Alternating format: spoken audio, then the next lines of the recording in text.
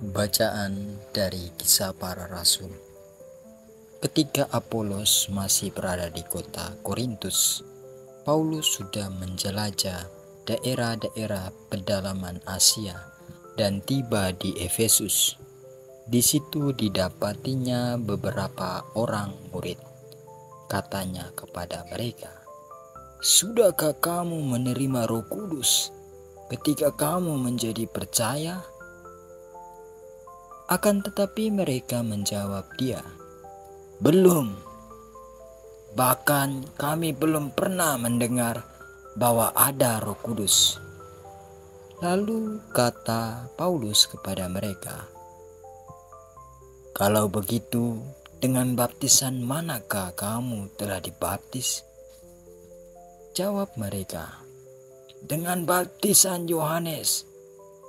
Kata Paulus, "Baptisan Yohanes adalah baptisan tobat." Dan Yohanes sendiri berkata kepada orang banyak bahwa mereka harus percaya kepada Dia yang datang kemudian daripadanya, yaitu Yesus. Ketika mendengar hal itu, mereka memberi diri dibaptis dalam nama Tuhan Yesus. Dan ketika Paulus menumpangkan tangan di atas mereka, turunlah Roh Kudus ke atas mereka, dan mulailah mereka berkata-kata dalam bahasa roh dan bernubuat. Jumlah mereka adalah kira-kira 12 orang. Selama 3 bulan, Paulus mengunjungi rumah ibadat di situ dan mengajar dengan berani. Lewat pemberitaannya, ia berusaha meyakinkan mereka tentang kerajaan Allah. Demikianlah sabda Tuhan. Syukur kepada Allah. Mazmur tangkapan refren, "Hai kerajaan-kerajaan bumi, menyanyikanlah bagi Allah. Allah bangkit, maka terserahlah musuh-musuhnya. Orang-orang yang membenci Dia melarikan diri dari hadapannya. Seperti asap hilang tertiup, seperti lilin meleleh di depan api. Demikianlah orang-orang fasik binasa di hadapan Allah." Refren, "Hai kerajaan-kerajaan bumi, menyanyilah bagi Allah." Tetapi orang-orang benar bersukacita, mereka beria-ria di hadapan Allah, bergembira dan bersukaria. Bernyanyilah bagi Allah, bermazmurlah bagi namanya. Namanya ialah Tuhan. Refren, "Hai kerajaan-kerajaan bumi, menyanyikanlah bagi Allah. Bapa bagi anak yatim dan pelindung bagi para janda. Itulah Allah di kediamannya yang kudus. Allah memberi tempat tinggal kepada orang-orang sebatang kara. Ia mengeluarkan orang-orang tahanan sehingga mereka bahagia."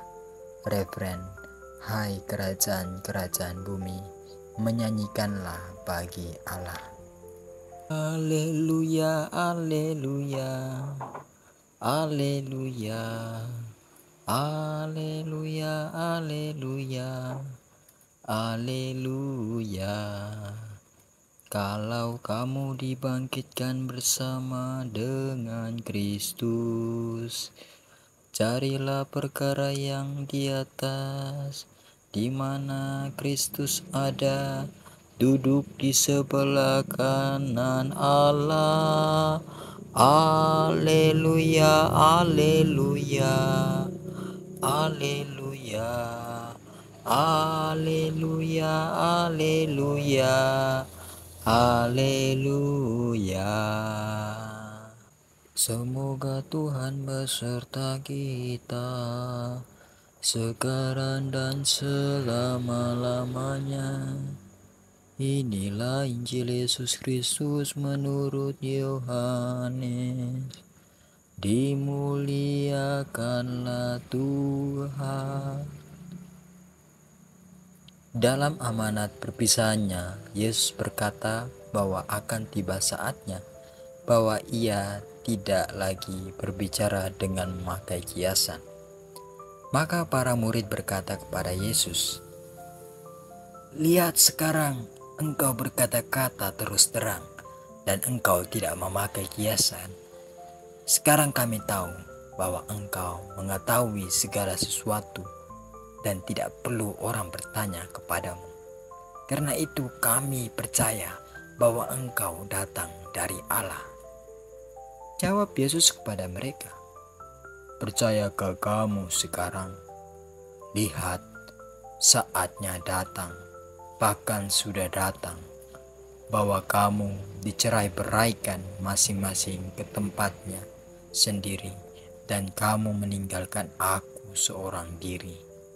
Namun aku tidak seorang diri, sebab Bapa menyertai aku. Semuanya itu kukatakan kepadamu, supaya kamu beroleh damai sejahtera dalam aku. Dalam dunia kamu menderita penganiayaan, tetapi kuatkanlah hatimu. Aku telah mengalahkan dunia." Demikianlah Injil Tuhan.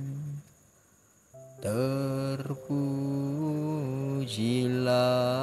Kristus. Salam bagi kita semua. Hari ini kita disajikan Injil Yohanes, di mana Yesus berbicara kepada para muridnya dengan kasih dan kejujuran.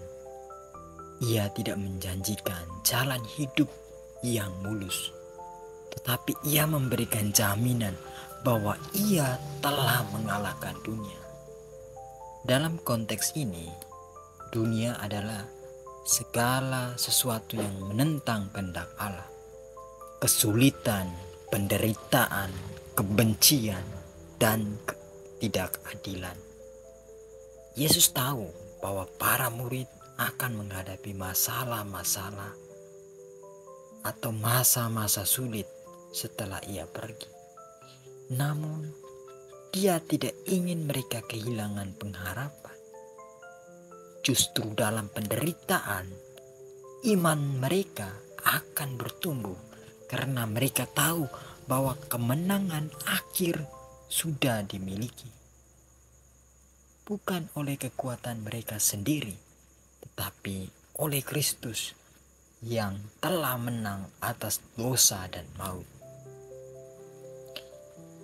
Makna dan pesan Injil hari ini untuk kita semua, bahwa kita tidak dijanjikan hidup tanpa masalah, tapi dijanjikan damai dalam Kristus. Keberanian kita bukan berasal dari kekuatan sendiri, tapi dari kemenangan Kristus. Saat kita merasa sendirian, ingatlah bahwa Yesus sudah mengalaminya terlebih dahulu dan ia tetap setia. Marilah kita tetap setia dalam hidup kita. Kita hidup dalam kasih Kristus.